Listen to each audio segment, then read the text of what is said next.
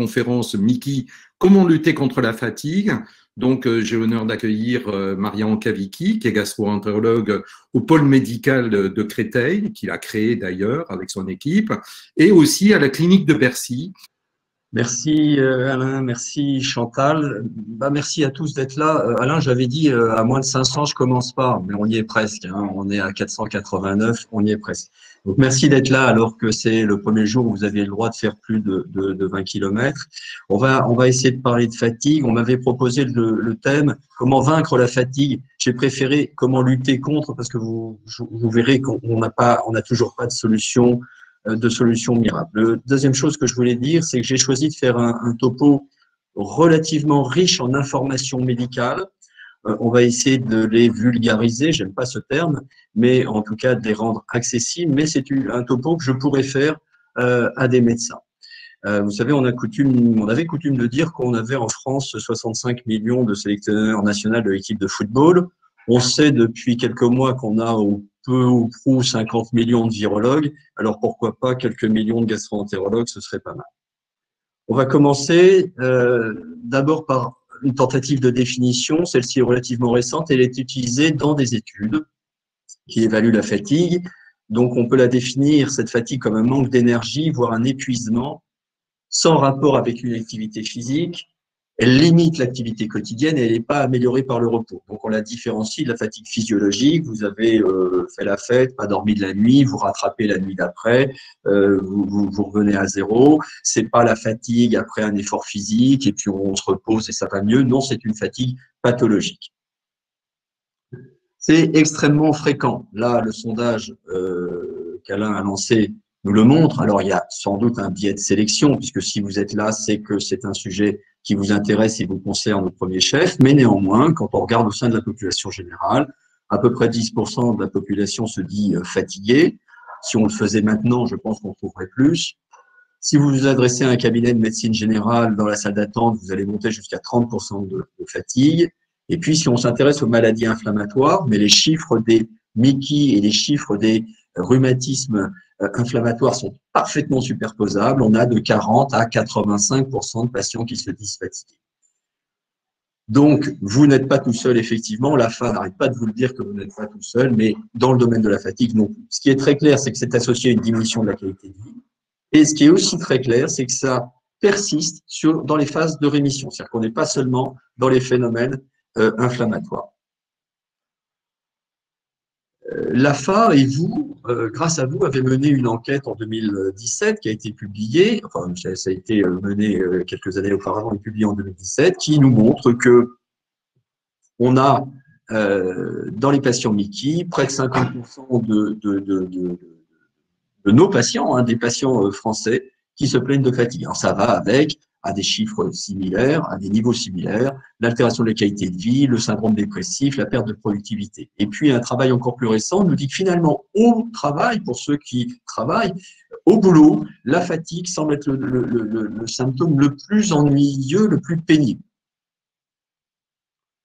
Alors, je voudrais commencer par quelques bonnes nouvelles. La première, c'est que globalement, on travaille. Quand je dis on, c'est la communauté médicale, la communauté scientifique.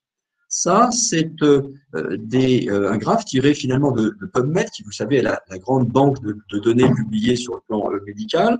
Et quand on croise les items fatigue, qui est un mot anglais, hein, également anglais, plus IBD, Inflammatory Bowel Disease, un Mickey, eh bien, on regarde le nombre de publications chaque année. Vous voyez qu'entre 2010, où il y avait moins de 10 publications, et 2020, il y a une augmentation importante de ces publications, ce qui veut dire que la communauté scientifique s'intéresse au sujet. Ça, c'est déjà une première bonne nouvelle.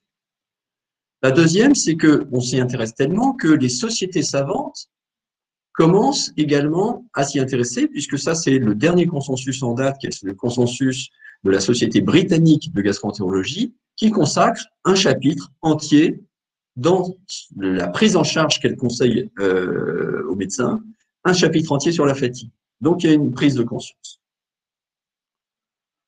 Troisième bonne nouvelle, c'est pas que dans la tête, la fatigue. Enfin, si ça l'est quand même un petit peu, parce que ce travail de Van Herk a cherché à voir s'il se passait des choses particulières chez les patients Mickey fatigués en termes d'IRM fonctionnel. Et effectivement, chez les patients fatigués, il y a une activation de certaines zones du cerveau qu'on ne retrouve pas chez les non fatigués. Donc, il y a une intégration cérébrale de la fatigue. Quatrième bonne nouvelle, ou pas, la Cochrane Library, qui est comment dirais-je, qui est un organisme qui essaye de recueillir des données très factuelles en essayant de colliger de très nombreuses études pour les regrouper au sein de recommandations, de méta-analyses, eh bien, a publié très récemment une étude sur les interventions, c'est-à-dire les modalités de prise en charge de la fatigue au cours des maladies inflammatoires. Et si je dis que possiblement c'est pas une excellente nouvelle finalement, c'est que les conclusions des auteurs, c'est que finalement on ne pouvait pas dresser de conclusion.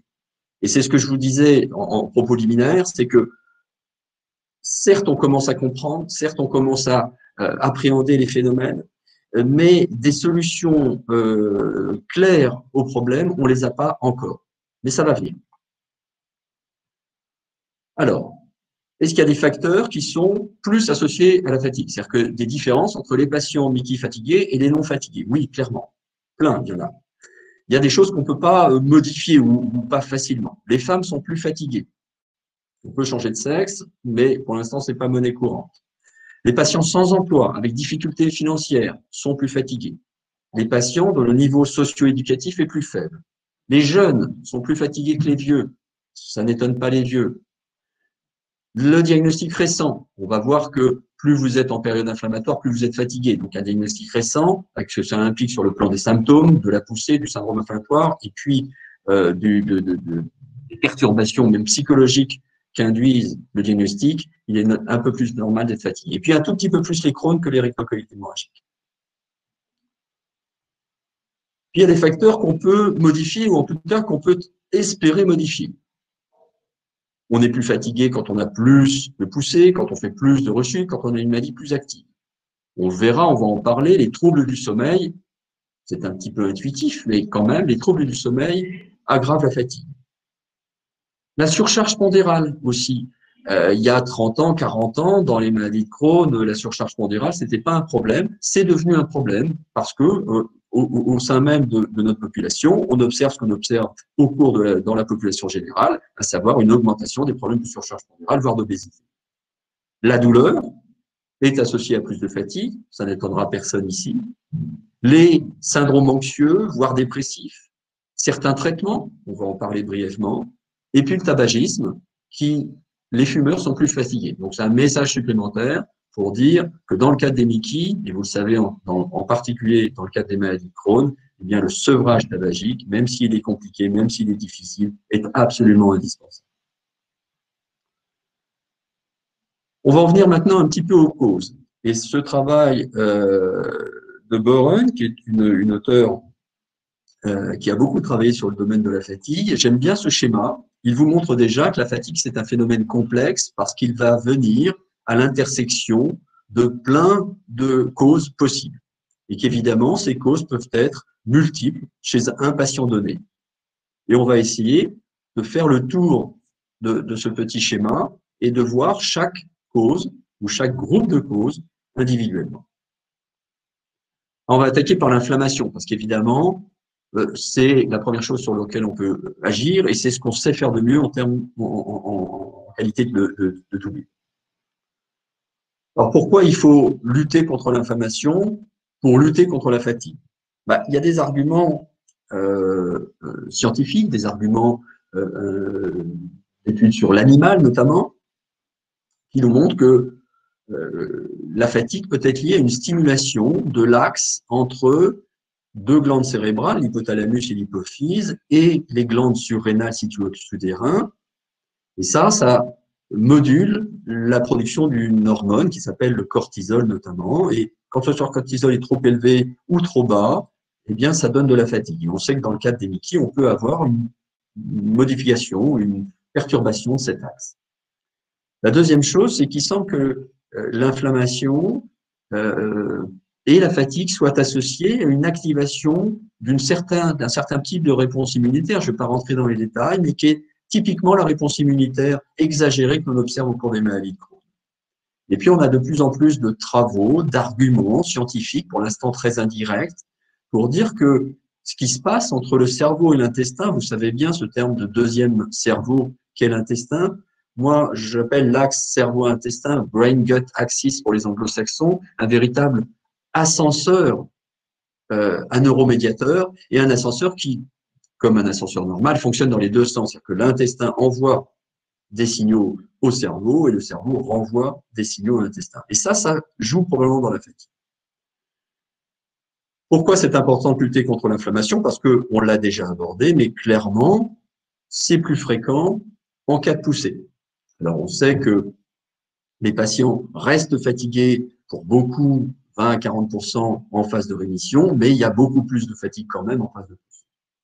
Je ne vais pas rentrer dans les détails de ces lettres, de ces numéros, mais il y a des travaux qui laissent penser qu'au moins en période inflammatoire, le profil inflammatoire, le profil des cytokines, vous savez, ces protéines qui sont sécrétées par l'organisme lors des réponses inflammatoires et qui sont aussi des cibles thérapeutiques. Vous voyez ici le TNF qui est une cible des anti-TNF. Certaines interleukines 12, interleukine 23, c'est la cible de l'ustekinumab, le Stelara, donc on joue par nos médicaments sur ces molécules. Eh bien, des auteurs ont montré que chez les patients fatigués par rapport aux patients non fatigués, ils n'ont pas tout à fait le même profil de cytokine. Cela dit, chez les patients en rémission, il y a plusieurs études qui laissent penser que ce n'est pas le cas. Donc finalement, lutter contre la fatigue permet de corriger, contre l'inflammation permet de corriger certains aspects de la fatigue, bien sûr, mais pas tous, puisque ça ne résout pas le problème des patients en rémission. Alors, comment on fait pour lutter contre l'inflammation? Nous, ce qu'on sait manipuler le plus facilement, vous le savez bien, ce sont les médicaments. Et pratiquement tous les médicaments ont montré qu'ils étaient associés à une diminution de la fatigue. Alors, vous allez me dire, oui, mais il y a des médicaments qui fatiguent. Je ne vais pas le développer dans ce topo, on pourra l'aborder éventuellement à la fin, mais globalement, si vous voulez, quand vous prenez un médicament qui est plutôt toléré et qui est surtout associé à une efficacité en termes inflammation, en termes endoscopiques, eh bien, la plupart des études montrent une diminution de la fatigue et la plupart des études maintenant de phase 3 sur des nouveaux médicaments, etc., prennent la fatigue comme un critère, rarement un critère primaire, mais un critère secondaire de jugement de l'efficacité d'un traitement, avec l'amélioration de la qualité. Étude très récente, assez passionnante aussi, qui laisse entendre que quand on est en rémission, mais en rémission profonde, le terme de rémission profonde, de rémission endoscopique, c'est-à-dire que non seulement vous allez bien, ou mieux, c'était la CRP, la prise de sang, elle est bien, mais qu'en plus, on vous dit ça serait bien de faire une colo pour vérifier qu'à l'intérieur, c'est cicatrisé. Eh bien, il y a une étude récente qui montre que plus on va vers cette cicatrisation endoscopique, la disparition des ulcérations, et moins on a de fatigue. Ce qui veut dire que pousser le bouchon jusqu'à obtenir une rémission qui soit la plus importante, la plus complète, la plus profonde possible, a peut-être aussi un rôle sur la fatigue. Et vous savez que cet objectif de rémission endoscopique, c'est maintenant un objectif de prise en charge à part entière de ces maladies inflammatoires. Alors, on continue à dérouler. On va parler maintenant de l'anémie, des déficits nutritionnels, des carences alimentaires. Alors, pourquoi c'est important? Parce que c'est un phénomène fréquent. La dénutrition vraie est de plus en plus rare. On avait il y a 30, 40 ans des maladies virales étendues avec des patients avec des troubles profonds de la nutrition. C'est devenu heureusement extrêmement rare parce qu'on suit les patients un peu plus, parce qu'on leur demande de consulter plus rapidement, parce qu'on surveille que ça n'arrive pas. Néanmoins, on a quand même très souvent encore des phénomènes d'hypoalbuminémie. L'albumine, c'est la principale protéine de l'organisme. Elle est considérée comme un marqueur de l'état nutritionnel. Et quand on a une atteinte, soit de l'intestin grêle étendu, soit une atteinte du côlon sévère, et ben on a fréquemment des hypoalbuminémies qui peuvent participer à la fatigue. L'anémie, globalement, c'est 15 à 20% des patients MICI. Donc, c'est un phénomène extrêmement fréquent. Cette anémie, elle peut être liée à une carence en vitamine B9, parce qu'on a des apports souvent limités dans nos alimentations modernes, et en particulier dans le cadre des maladies inflammatoires, des apports limités en folate, parce qu'on prend du méthotrexate, et vous savez que quand on prend du méthotrexate, on prend toujours une supplémentation en acide folique avec, parce que c'est un médicament qui va entraîner une surconsommation par l'organisme de cette vitamine. Folate et vitamine B9, c'est pareil. Et si vous voulez un petit pense-bête pour avoir une supplémentation en vitamine B9 ou en tout cas avoir des apports alimentaires en vitamine B9 corrects, vous pensez à Bob Marley, vous pensez au vert, jaune, rouge du drapeau Rastafari. Et en vert, en fait, c'est tous les aliments verts à feuilles, donc épinards, oseille, brocoli, voilà, qui vont être riches en acide folique. Jaune, c'est des aliments qui sont plutôt orange, comme toutes les courges, le melon, mais pas les abricots. Et rouge, ce sont les fruits rouges qui sont riches en acide folique. La carence en fer, probablement beaucoup d'entre vous l'ont vécu, expérimenté, elle est extrêmement fréquente. Elle est liée soit à des pertes digestives, soit à une inflammation chronique de l'intestin et une mauvaise utilisation du fer. Ça, c'est un quart à la moitié de nos patients qui peuvent en souffrir. Et c'est alors, il y a eu un long débat. Beaucoup d'études initialement disaient que finalement la carence en fer sans anémie, ça donnait pas de fatigue. Il y a maintenant une méta-analyse japonaise relativement récente qui dit quand même que juste la carence en fer, sans l'anémie qui va avec, ça peut être responsable de fatigue.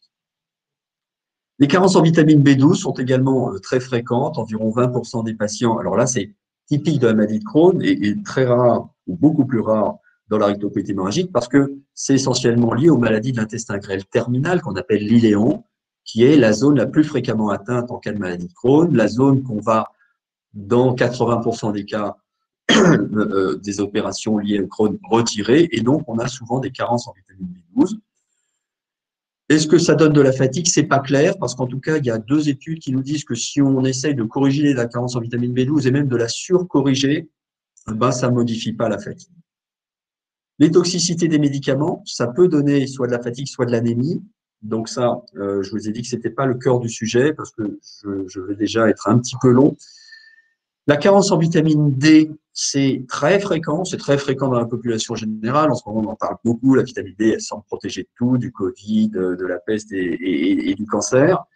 Mais il est vrai que c'est très fréquent, mais c'est pas clairement associé à la fatigue. Les patients carencés en vitamine D sont pas plus fatigués que les autres. En revanche, le niveau d'anxiété et de dépression est un peu plus élevé chez les carencés en vitamine D, et on sait que anxiété, dépression, fatigue, c'est un triptyque souvent associé. Et puis, il peut y avoir d'autres carences, mais qui sont plus, pas forcément plus rares, mais en tout cas, rarement dosées en routine. C'est-à-dire que finalement, en tant que gastro-entérologue, c'est pas des dosages qu'on fait de façon fréquente. Vitamine C, vitamine E, zinc, sélénium, magnésium. Vous voyez, parmi ces éléments, il y a quand même 4 antioxydants, hein, C, E, zinc, sélénium. Et il est probable qu'il y ait quand même pas mal de carences dans ces nutriments également. Alors, comment on les corrige? Ça, je vais passer vite, c'est assez facile. Les folates, ben, évidemment, c'est avoir un apport oral suffisant, mais si votre apport alimentaire n'est pas… ah, il y a un chat qui passe, pardon. Il faudra prendre une supplémentation par comprimé. C'est une voie orale, ça répond très très vite. Et souvenez-vous que si vous avez du méthotrexate, pensez bien à prendre votre acide folique, classiquement, pas le même jour que la prise du méthotrexate, que ce soit en comprimé ou en injection.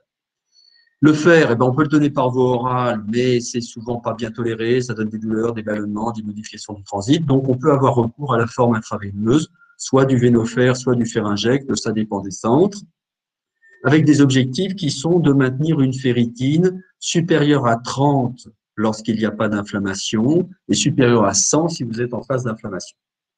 La vitamine B12, on peut la donner soit par voie intramusculaire, ça permet de corriger vite, de corriger de façon très efficace, donc au prix d'une piqûre dans les fesses qu'on va répéter tous les mois, tous les 2 mois, tous les 3 mois, ça dépend des patients. Et puis, si les patients veulent pas de ça, on peut le prendre par voie orale, mais il faut le prendre beaucoup plus souvent, tous les jours, tous les 2 jours. Là aussi, on adapte ensuite le dosage. La vitamine D, c'est une voie orale. Moi, je supplémente une grande majorité de mes patients, notamment pendant tous les mois d'automne-hiver, avec par exemple une ampoule à 80 000 tous les mois, mais on peut donner une ampoule à 200 000 tous les 2 mois ou tous les 3 mois. Il n'y a pas de choses réellement écrites. Chacun fait à sa sauce et il n'y a pas des choses mal faites ou bien faites, mais supplémenter de temps en temps, c'est probablement souhaitable.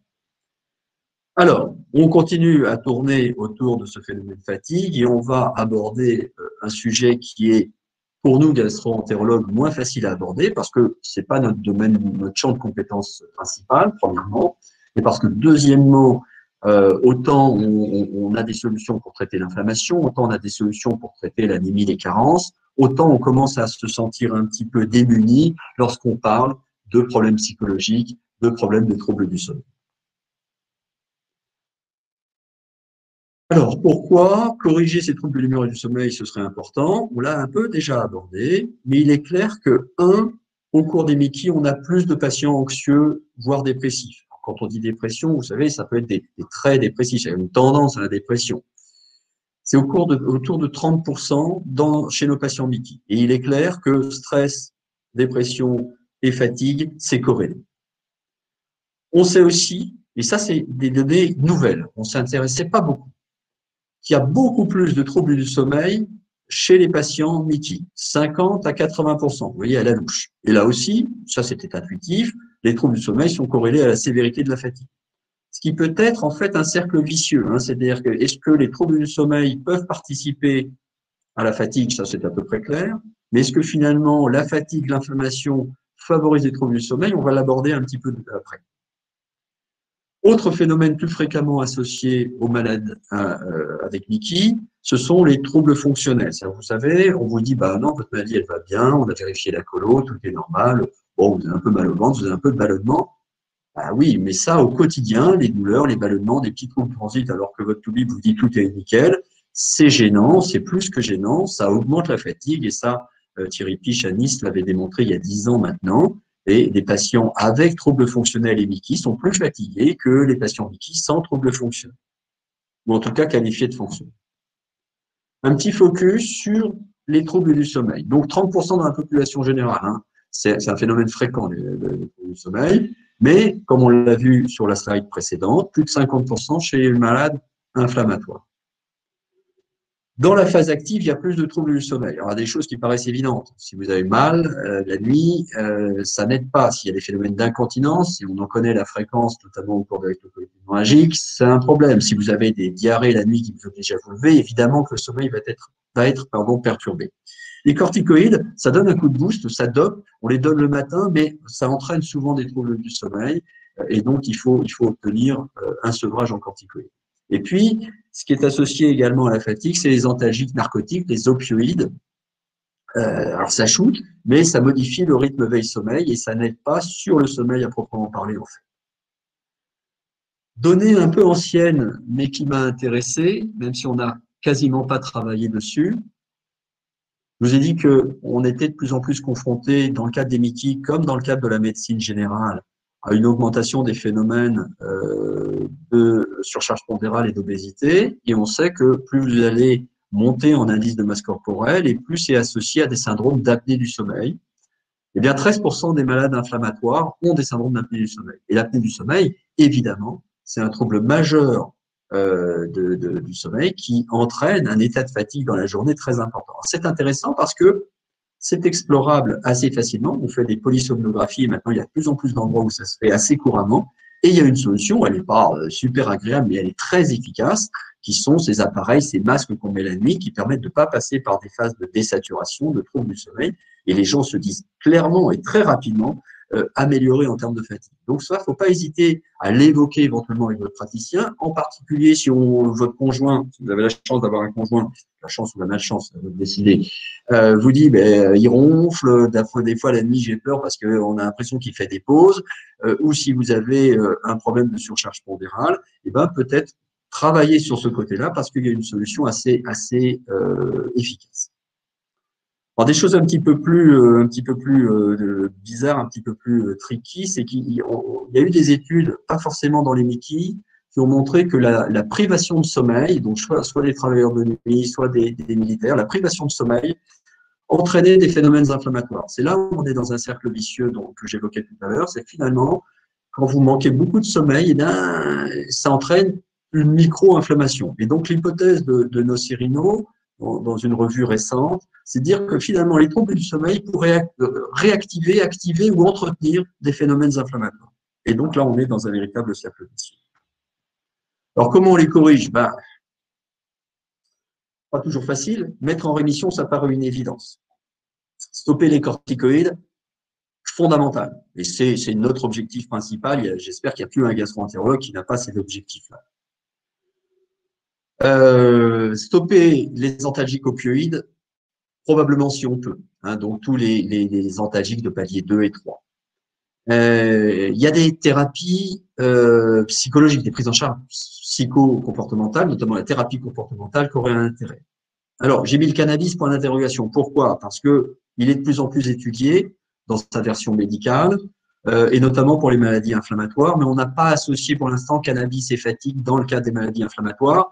Les fumeurs de cannabis ont le sentiment, disent qu'ils sont plutôt moins fatigués qu'avant. Mais à prendre avec beaucoup de pincettes et toujours avec précaution.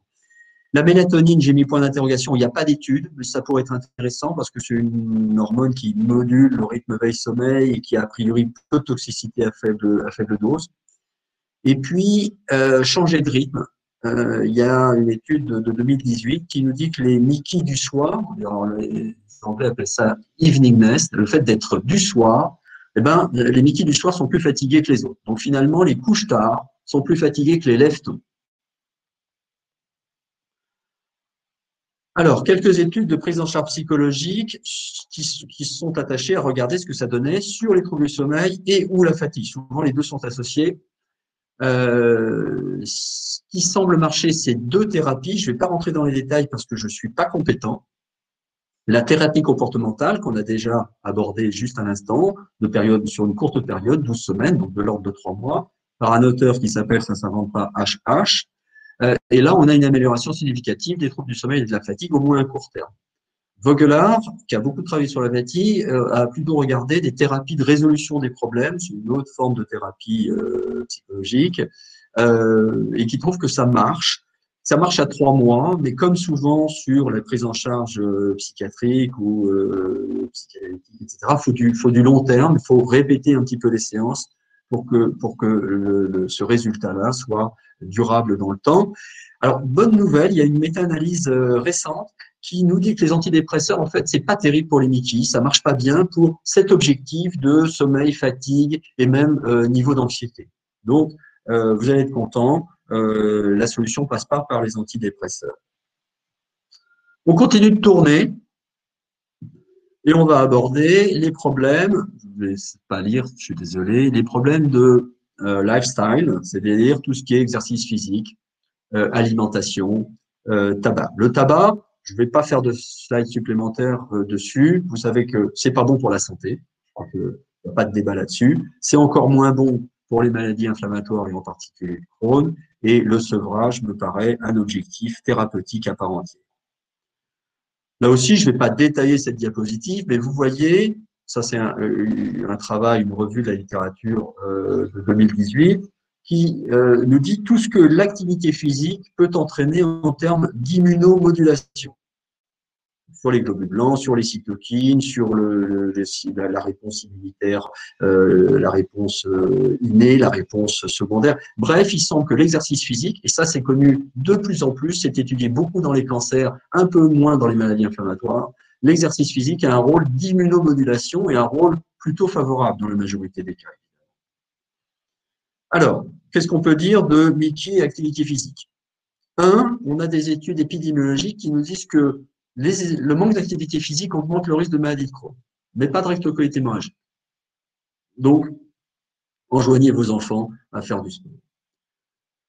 40 à 60% des patients Mickey rapportent, et ça, il y a plusieurs études qui vont dans le même sens, une diminution de la pratique sportive. Alors, on peut le concevoir, la fatigue, les troubles digestifs, la douleur, mais les patients Mickey font peu d'activité physique. Mais il n'y a pas beaucoup d'études sur l'impact de l'activité physique dans les Mickey. Il y en a, à ma connaissance, qu'une seule, mais il y en a eu beaucoup chez la souris. En fait, plus vous faites tourner la souris dans sa petite roue, et mieux elle guérit des colites inflammatoires qu'on lui induit. Il y a des études dans la polyarthrite rhumatoïde. Et vous savez, quand quelque chose a été démontré en rhumatologie, ça suit souvent en gastro-entérologie. Et il y a des études qui retrouvent dans la polyarthrite rhumatoïde un effet bénéfique du sport, enfin de l'activité physique, sur la fatigue.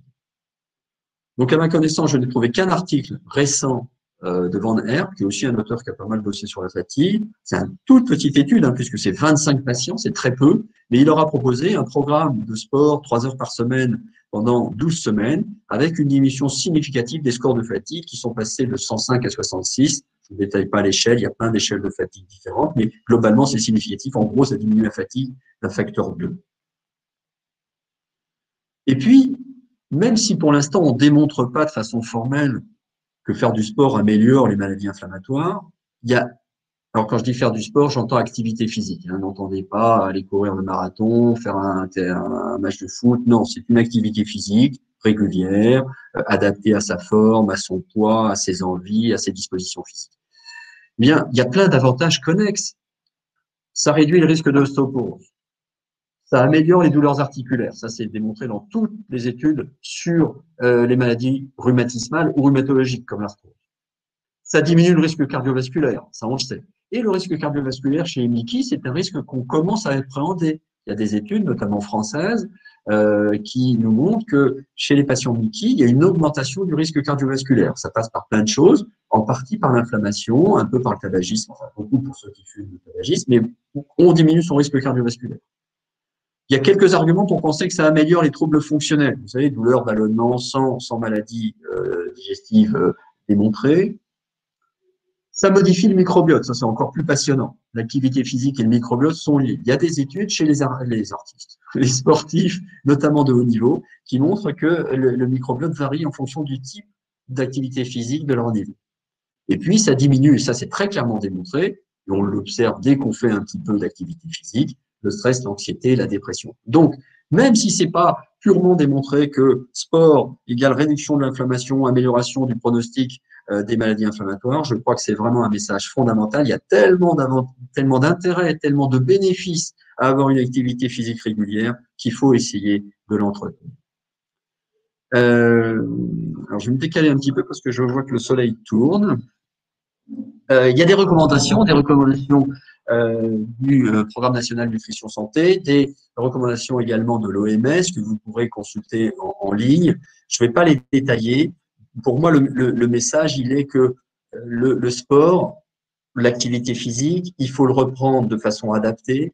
Les gens qui ont été sportifs, qui ont arrêté, ils ont souvent du mal à reprendre. Pourquoi? Parce qu'ils veulent retrouver vite le niveau qu'ils avaient avant. Et ça, c'est pas possible. L'entraînement, c'est l'entraînement. Si vous avez été malade en plus, perdu un peu de masse musculaire, avoir quelques carences dont on a parlé, eh bien, on retrouve pas son niveau antérieur rapidement. Il faut s'y remettre progressivement.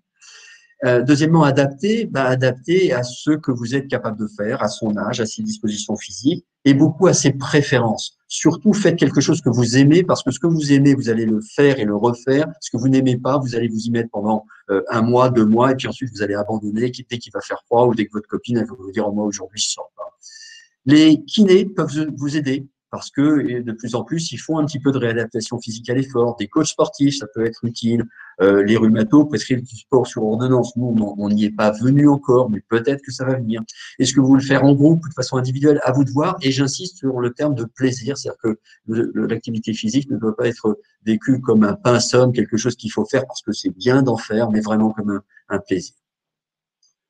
Je rebondis là parce que je pense qu'il y a peut-être une place, c'est un message que j'envoie à Alain et à toute son équipe. Il y a peut-être quelque chose à faire pour entretenir des partenariats avec les fédérations sportives pour conduire des schémas de réadaptation à l'effort avec les fédérations sportives. Je crois qu'il faut y réfléchir parce que peut-être que la FA peut entretenir des partenariats. Moi, je prêche un peu pour ma paroisse, mais vous voyez, par exemple, le golf me paraît un sport extrêmement adapté. Ne dites pas que c'est pas un sport extrêmement adapté à une reprise d'une activité physique douce, soutenue, régulière. On en vient à la diététique. Alors ça, vous avez des ateliers cet après-midi, c'est quelque chose souvent qui nous passionne, c'est quelque chose sur lequel les gastro-entérologues ont longtemps été en retrait par méconnaissance ou parce que ça les ennuyait un petit peu. On commence quand même à avoir des études sur l'intérêt de la nutrition dans les Mickey, sur l'inflammation, mais mon topo est sur la fatigue, donc on va un peu en parler. Les gens qui ont beaucoup travaillé sur nutrition et fatigue, c'est les cancérologues et en particulier, c'est ce qu'on appelle les survivantes, c'est une traduction que j'aime pas beaucoup de l'anglo-saxon du cancer du sein, où des études montrent qu'une diète dite antioxydante pendant 3 mois, enrichie en fruits, légumes, céréales, oméga 3. Oméga 3, c'est notamment, vous savez, les graisses, enfin, le poisson gras, diminue le niveau de fatigue et améliore le sommeil. C'est un papier récent.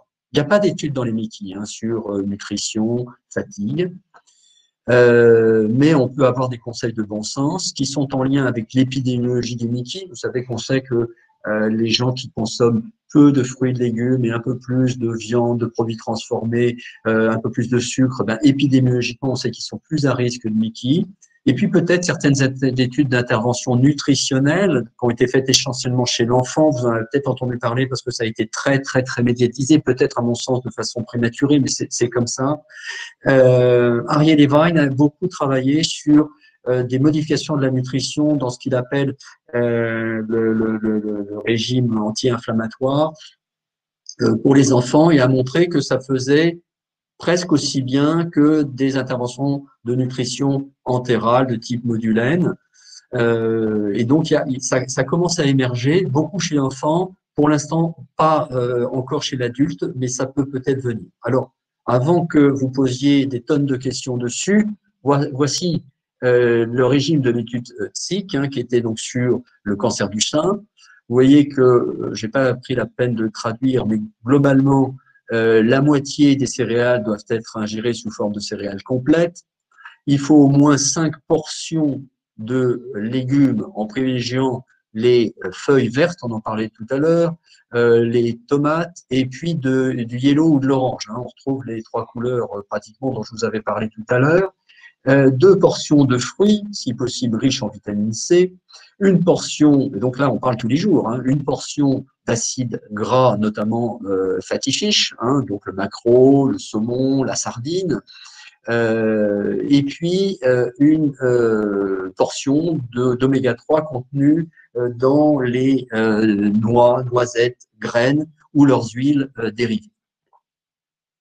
Et puis, avant que vous le demandiez, voici le régime promu par Levine, qui est discutable encore. Je crois qu'il faut je mettre beaucoup de précautions. C'est certes ce qu'il a proposé chez l'enfant. Son régime, il est basé sur des concepts dont il essaye de démontrer leur intérêt, c'est le proof of concept, mais le point de départ est discutable.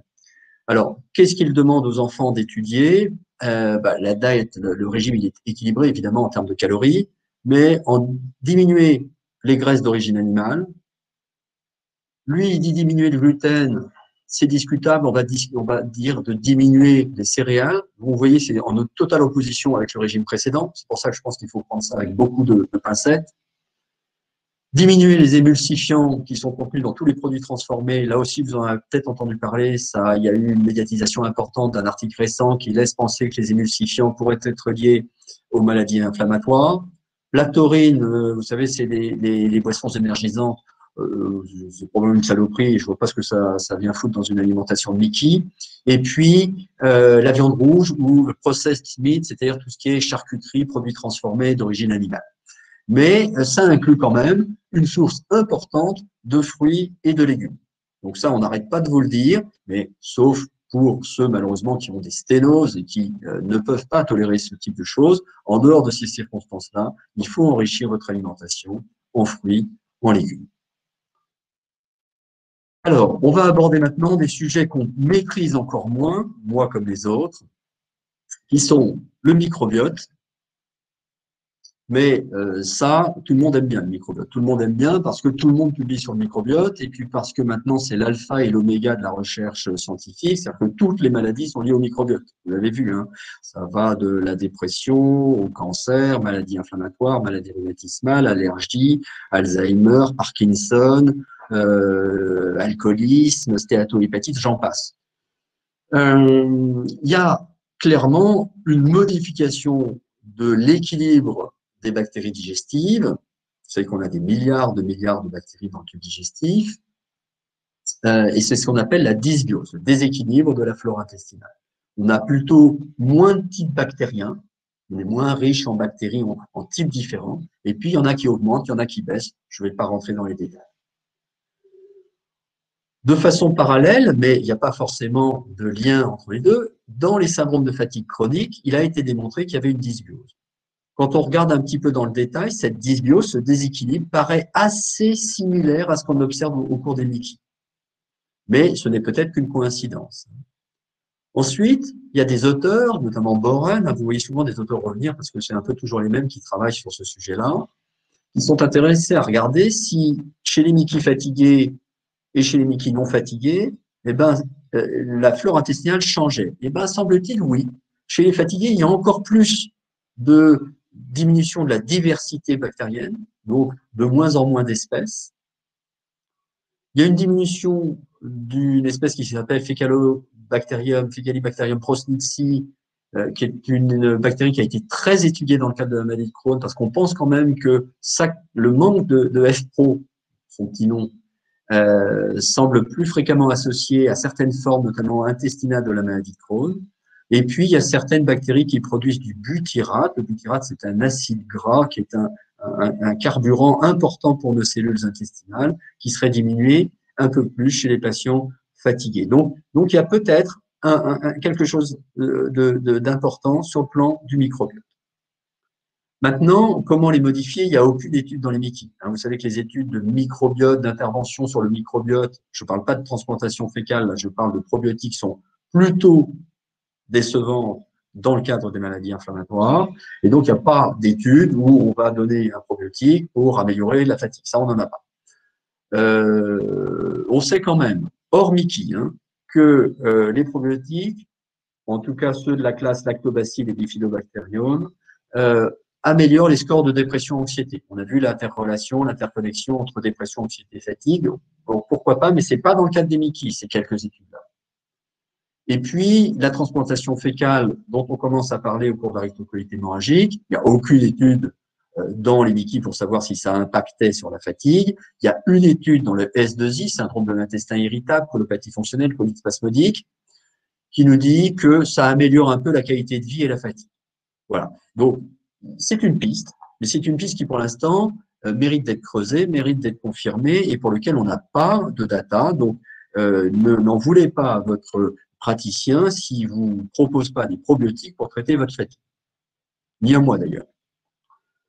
Et puis, on va finir par un truc que peu de gastro-entérologues comprennent, qui est la métabolomique. Je ne vais même pas l'aborder, c'est le dernier sujet, qui est en fait la mesure dans le corps d'un acide aminé en particulier, en fait, de tout ce qui résulte de la production par l'organisme, par les cellules, par les bactéries. C'est un domaine extrêmement complexe. On va étudier vraiment des molécules une par une dans l'organisme. C'est du domaine de la recherche. Il y a des petits travaux sur la fatigue, mais on est encore très, très, très loin parce que c'est d'une complexité affolante. On est encore très loin de les résoudre. Je vois que ça fait 3/4 d'heure que je parle, même si j'ai pris la parole un tout petit peu tard. Je comptais faire 40 minutes. Je vais essayer de finir rapidement. Alors, voilà ce que propose Boren pour synthétiser pour la prise en charge de la fatigue. Je m'excuse pour l'anglais, mais globalement, vous allez comprendre. On a un patient fatigué. La première chose, c'est qu'on vérifie que ça ne vienne pas d'un problème de toxicité ou d'effet indésirable des médicaments. La deuxième, c'est qu'on va vérifier que cette fatigue n'est pas liée à une comorbidité, c'est-à-dire à autre chose, à un autre phénomène qui n'est pas du domaine inflammatoire. On va évaluer s'il n'y a pas de l'anémie ou des carences nutritionnelles, des carences vitaminiques, et on va les corriger évidemment. On va évaluer, moi je l'aurais mis en 1 ça, mais bon, la maladie inflammatoire et on va optimiser le traitement pour obtenir cette cicatrisation dont je parlais tout à l'heure. Et puis, quand on a fait tout ça et qu'on coince encore sur la fatigue, eh ben, on peut commencer à parler troubles psychologiques, troubles du sommeil. Et puis, si vraiment, vraiment, après tout ça, on est toujours fatigué, on peut aller vers des thérapies de type comportemental ou basées sur les solutions, encourager l'exercice physique. Là aussi, je l'aurais mis dès le départ, plutôt dans cet arbre décisionnel, et puis ensuite des thérapies, c'est-à-dire des médicaments contre la fatigue, je crois qu'on est bien trop en amont en termes de recherche pour l'instant proposer des médicaments typiquement contre la fatigue. Alors, je vais finir avec, bah oui, docteur, on a fait tout ça, je suis en rémission, je suis pas carencé, je fais un peu de sport et pourtant je suis toujours fatigué. Alors, qu'est-ce qu'on peut faire? Alors, des petits messages. D'abord, prioriser, c'est-à-dire qu'il faut se fixer des priorités, il faut hiérarchiser, se fixer faire des to-do list. Il y a des choses qui sont peut-être pas essentielles de faire au quotidien. Il faut s'adapter à sa fatigue, il faut s'autoriser des petits micro-siestes, des moments de repos. Il faut tenir compte de son rythme personnel qui n'est pas forcément le même que les autres. Il faut accepter, non pas accepter, mais en tout cas essayer de faire des compromis avec sa fatigue. Il faut déléguer, il ne faut pas hésiter à que les tâches du quotidien soient faites par l'entourage, les amis, la famille. Et puis, je crois que ce qui est très important, c'est sanctuariser le sommeil. Vous avez vu l'importance des troubles du sommeil et faire en sorte que la nuit soit le plus possible un moment de repos, parce que sinon, vous vous en sortirez pas. Donc, il faut respecter son rythme. Je vous ai parlé des couches tard, des lèvres tôt. Chacun a son rythme, mais en général, avec le temps, avec l'âge, on sait choper le moment où il faut qu'on se couche, c'est ce que j'appelle ne pas louper le train. On sait qu'à ce moment-là, on va dormir facilement, rapidement. Si on reste une demi-heure de plus, ne serait-ce qu'une demi-heure de plus sur une série, ensuite c'est plus compliqué. Évidemment, il faut adapter l'obscurité. Il y a des gens qui aiment dormir dans le noir, il y a des gens qui aiment dormir avec une petite veilleuse ou avec le rideau entrouvert. Il faut éteindre les portables, arrêter les écrans le soir ou le moins possible. Il faut éviter les excitants, on est d'accord. Trop d'alcool, de café, de thé, de cola, de boissons énergisantes, en particulier le soir, c'est pas bon. Le sport, c'est très bien pour la fatigue, c'est très bien pour le sommeil. Attention, il est dit que si vous allez sortir faire une demi-heure de course à 21h ou 22h, c'est pas évident que ça vous aide à dormir derrière. Donc plutôt dans la journée ou le matin que avant d'aller se coucher. Je finis, je vois Alain qui trépigne. Même s'il est assis, je sens trépigner. Les 10 commandements qui vont résumer un petit peu tout ce que j'ai dit. Et on finit à 584, donc j'ai commencé à moins de 500, mais je finis à plus de 500, donc ça veut dire que je n'ai pas perdu trop de monde. On met la maladie en rémission, on fait un sevrage en corticoïdes, un opiacé, on arrête de fumer, on mange diversifié, et j'ai mis healthy parce que tout le monde commence à comprendre ce que ça veut dire, mais ça signifie des fruits, des légumes, des poissons gras, du frais, du bio, ce que vous voulez, peu de produits transformés, peu de plats cuisinés, et vous mettez en cuisine. On corrige l'anémie, on corrige les carences. On évalue avec son praticien l'intérêt d'une modification du traitement, soit à la baisse, soit à l'interruption, soit au changement, soit à l'augmentation de dose si on n'a pas corrigé l'inflammation. On prend en charge les problèmes psychologiques, ce qui est sans doute le plus difficile, un, à faire admettre, et deux, ensuite de trouver les bons interlocuteurs, c'est-à-dire les bons praticiens qui vont mettre ça en place. On évite tout ce qui est phénomène de désocialisation. Donc, on essaye de sortir, on essaye de faire du sport. On vit une période où on s'est tous désocialisés, malheureusement, et donc la fatigue a dû, je ne sais pas s'il y a une enquête qui a été faite, mais je pense que la fatigue s'est majorée depuis 6 mois entre le stress, la désocialisation, c'est majeur. Et puis, on fait du sport, n'importe lequel, mais régulièrement, en reprenant progressivement, sans chercher la performance, mais en cherchant le plaisir. Voilà, merci de m'avoir écouté aussi longtemps. Je pense qu'il y a peut-être une session questions-réponses désormais. Oui, À toi, Alain.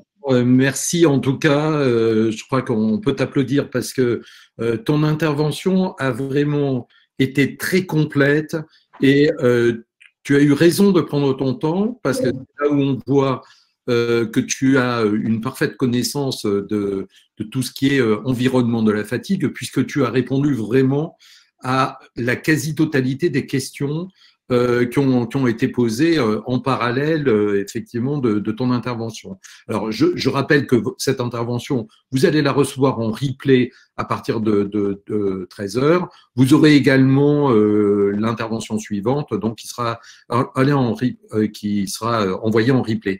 Alors, on va faire un petit sondage, si vous me permettez, encore une fois, pour un petit peu asseoir le débat qui va suivre.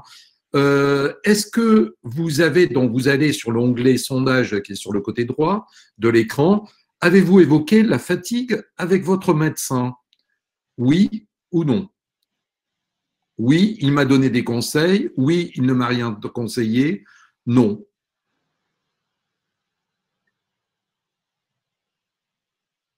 On va voter. Tu regardes les votes, Marion, aussi? C'est un petit peu… Je vois pas les réponses. Alors, les réponses, oui, et il m'a donné des conseils pour 22% des personnes, 23, ça augmente.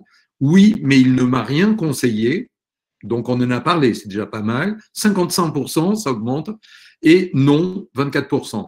Donc, il y a quand même la moitié des personnes, plus de la moitié, qui en ont parlé à leur médecin. Donc ça veut… Même plus que ça, parce que c'est donc 50 plus 55 plus 25 pratiquement, hein. Donc on est à Ouais.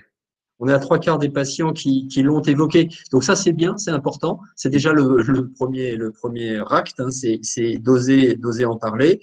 Après, je suis pas étonné que dans la moitié des cas, ou plus de la moitié des cas, il n'y ait pas eu de réponse concrète en face, parce que je vous ai dit la complexité du phénomène. D'abord, c'est mal connu de beaucoup de gastroentérologues.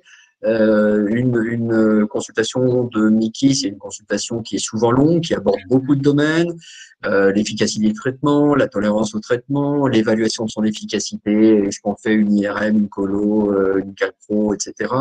La prescription des vaccinations, les préventions. Donc bref, c'est une consultation qui est déjà une consultation longue, et quand moi le premier, hein, au bout d'une demi-heure de consultation, le patient ou la patiente me dit mais et ma fatigue, on en fait quoi? Là, on se dit, là, on est reparti sur une demi-heure et on a peut-être un peu trop tendance à botter en touche. Bon, mais faut pas trop jeter la pierre à votre praticienne parce que c'est un problème difficile, c'est un problème complexe. Peut-être qu'il faut une consultation dédiée à la fatigue, à part entière, où on va aborder que ça. Pour qu'on soit dans, parce que même pour le praticien, il faut avoir la tête à l'endroit pour évoquer ça, et commencer à échafauder un programme de solutions, mais ça va passer par des petites touches où on va progressivement alléger ce fardeau, ce gros sac que les patients portent sur le dos, et ben on retire une pierre un peu plus grosse, petit à petit, du gros sac, et ça devient un peu moins lourd. Alors, vous m'avez dit en off que c'est un topo que vous avez voulu scientifique, que vous pourriez faire auprès des professionnels. Ben, je vous encourage effectivement à l'inscrire dans les colloques médicaux ce qui serait une bonne idée, Marian, c'est de faire refaire l'arbre décisionnel en français, quelque chose de bien franchouillard pour distribuer tant à nos médecins qu'à nos patients, finalement. On peut travailler dessus, oui. Alors, alors juste pour une précision, les partenariats avec les fédérations sportives, hein, je vous rappelle, on peut peut-être mettre, on va mettre tout à l'heure une diapo avec différentes choses que vous propose l'AFA, hein, donc différents moyens, mais on va faire un petit sondage de nouveau qui est un petit peu plus complet sur que faites-vous pour gérer votre fatigue. Alors, est-ce que vous prenez des compléments alimentaires, que ça a été évoqué, hein, on a vu qu'il y avait des carences en vitamines, etc. Est-ce que vous limitez vos activités? Ça, c'est négatif. Est-ce que vous pratiquez de l'activité physique conseillée par Marian? Est-ce que vous mangez mieux? On l'a vu aussi. Ou est-ce que vous faites rien? Est-ce que vous pouvez voter? C'est pour voir les tendances de ce que vous avez essayé.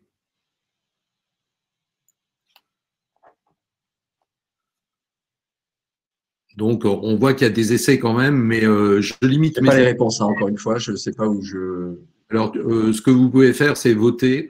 Comme ça, vous voyez en direct les réponses. Ah, si je vote, alors, je vais voter ce que je veux. C'est pas grave. Donc, ah oui, voilà, si je vote, je vois. Donc, répondants qui limitent les activités. Hein. Donc, ce qui veut dire que la fatigue est toujours un poids, effectivement. Mais c'est ce qu'on observe dans toutes les études, hein. Même chez des patients jeunes qui pratiquaient une activité sportive, la maladie inflammatoire fait qu'on arrête cette activité physique.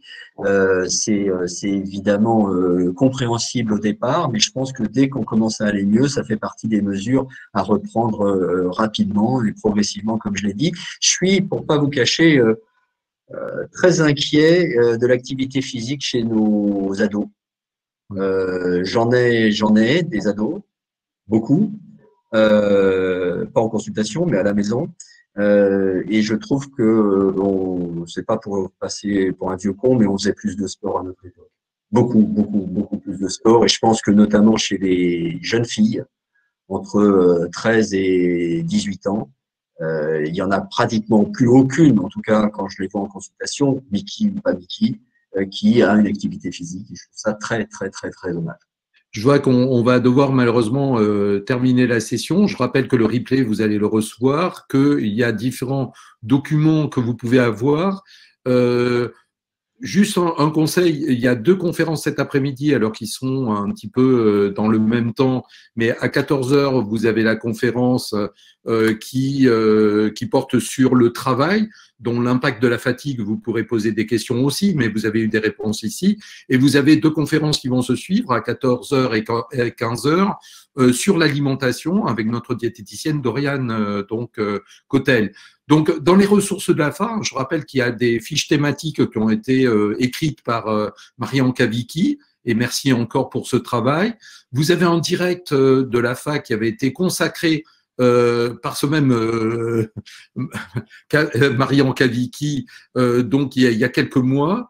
Vous avez, il faut pas oublier, Mickey Coach, et tous les jeudis, pendant le confinement, on vous a envoyé des petites vidéos pour de l'exercice physique, pour prendre soin de vous. Donc, n'hésitez pas. Aujourd'hui, vous avez la lettre, la newsletter du jeudi qui s'appelle l'écran de Finet. Donc, vous pouvez recevoir en vous inscrivant aux newsletters sur le site de l'AFA. Et puis, vous avez toujours la plateforme Mickey Connect aussi, pensé pour et par les malades, sur lequel il y a un module aussi fatigue qui a été travaillé. Donc, ce sont des ressources qui sont à l'AFA. On aurait pu rajouter, parce que c'est vrai que l'activité physique, il ne faut pas oublier pour nos adhérents, nous avons un coach, donc Pétia, à qui vous pouvez poser des questions et qui peut vous accompagner justement sur une prise en main de l'activité physique progressivement. Donc, regardez sur notre site, Pétia est là.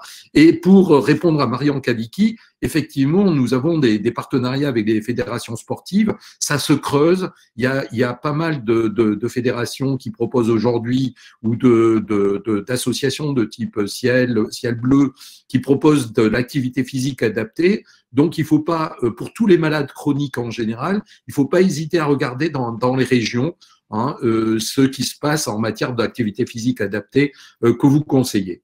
Donc, malheureusement, c'est déjà la fin de notre session.